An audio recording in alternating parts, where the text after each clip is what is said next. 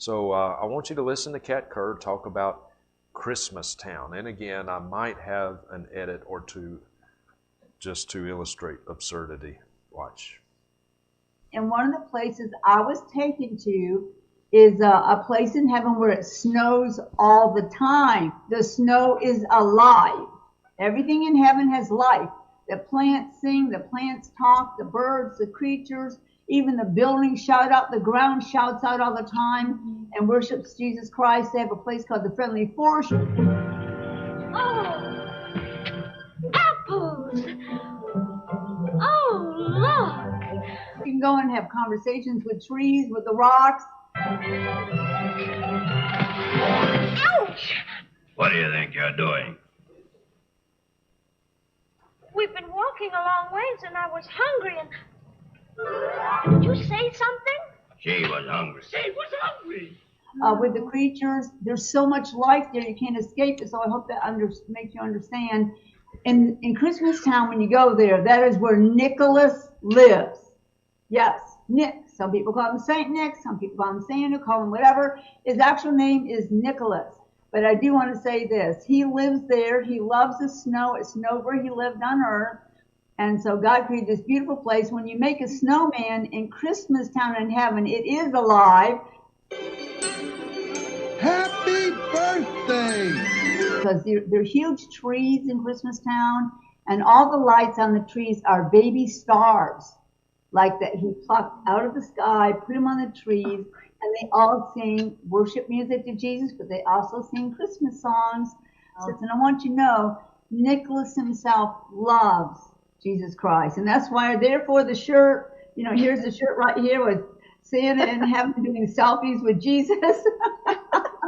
And then Michael is age 8. This is my son, and I asked him to ask you a question, and he said, can I have a house made out of candy?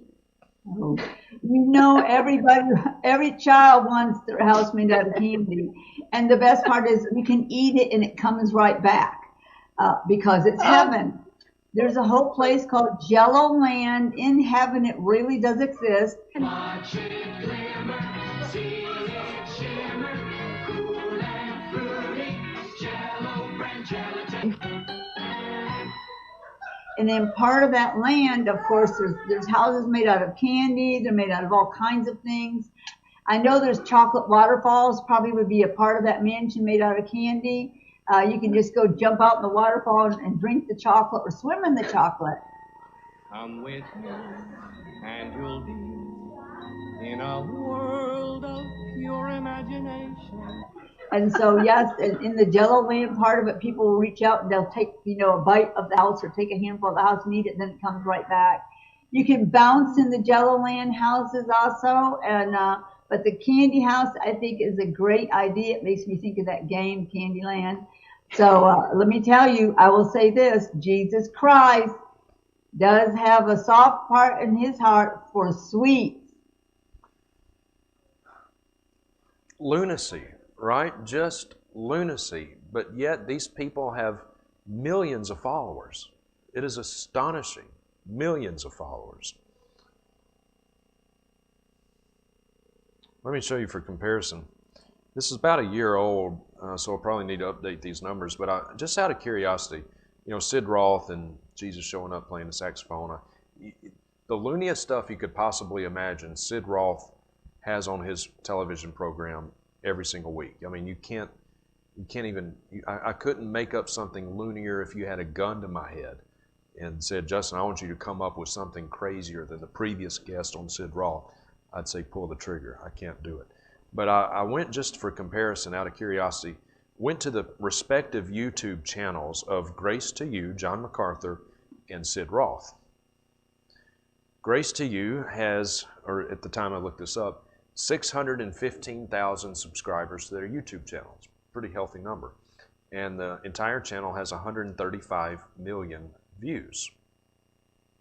For comparison, Sid Roth, as crazy as he is, 1.5 million subscribers, over twice the number of subscribers, and 253 million views on his channel. Now, as disturbing as that is, I found this even more interesting. the growth of the channels. On average, Grace to You picks up 200 subscribers per day on their YouTube channel, about 200 a day.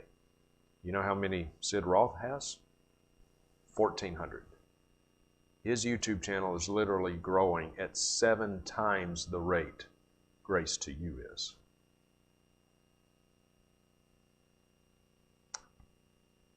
You know, all the stuff that we've been looking at, dear friends, charismatics sometimes will accuse me. They'll say, oh, you're just talking about the fringe of the charismatic movement. No, no, no. I'm not talking about the fringe of the charismatic movement.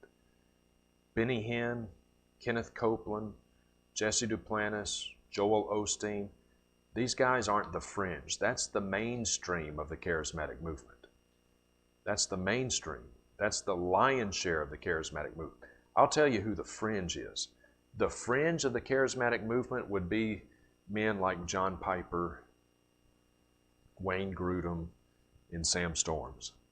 They're the fringe. These are men who have a high view of the sovereignty of God and salvation, but they are charismatic. They're continuous. They're the fringe.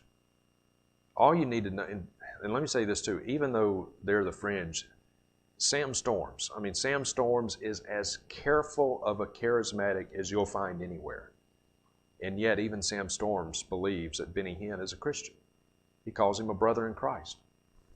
And Sam Storms is as cautious as you can get and be a charismatic.